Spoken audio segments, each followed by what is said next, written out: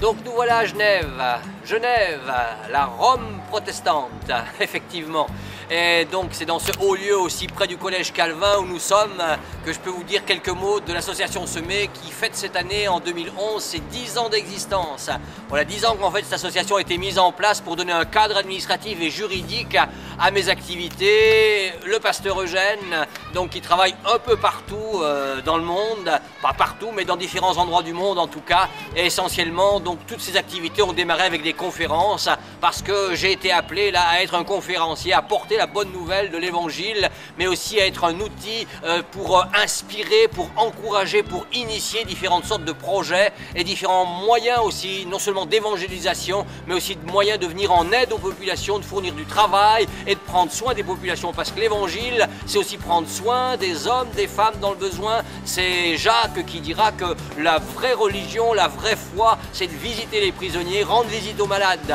Donc je crois aussi que l'évangile, c'est l'évangile qui se laisse à l'homme tout entier, non seulement à son âme, mais qui s'occupe aussi de son corps et éventuellement de son esprit. Et au passage, ma femme est psychologue et on prépare tout ce travail de conférence aussi sur le thème des outils de psychologie chrétienne à l'intention des responsables d'œuvre. Donc Semer, eh bien effectivement, c'est une vision qui dépasse le terrain ecclésiastique, qui dépasse les murailles nationales déjà, puis les murailles du protestantisme, même dans ce haut lieu de la Rome protestante, on va dire Genève, eh bien on n'oublie pas non plus les autres mouvements chrétiens qui existent de par le monde et qu'on est là aussi pour servir. La vision de Semer, c'est de servir l'Église, un service pour l'Église avec un grand E. Et pour servir l'Église avec un grand E, ben, il faut servir l'Église avec un petit E. Et on travaille avec des églises locales, que ce soit dans les activités du Tour de France de la Bible ou d'année en année on suit le Tour de France cycliste.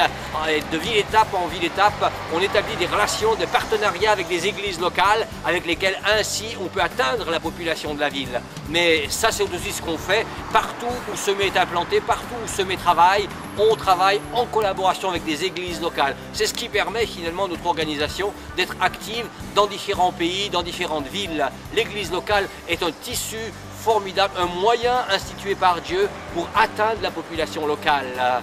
Voilà pour cette présentation déjà de cet aspect. Nous travaillons donc depuis la France où nous sommes installés dans le quartier général avec des représentations dans différents pays, en région parisienne déjà par exemple, mais aussi donc sur Haïti, sur l'Afrique, au Cameroun, au Congo, les deux Congos d'ailleurs, en Angola, des projets existent sur le Burkina Faso, sur l'Afrique du Sud, sur l'Amérique, eh bien on travaille actuellement à l'implantation en Amérique du Sud, au Brésil, du côté de Sao Paulo, mais des projets sont aussi sur la République tchèque, des projets existent dans différents endroits du monde, sur les Caraïbes également, où là on travaille aussi avec le projet du Tour de la Martinique à la voile.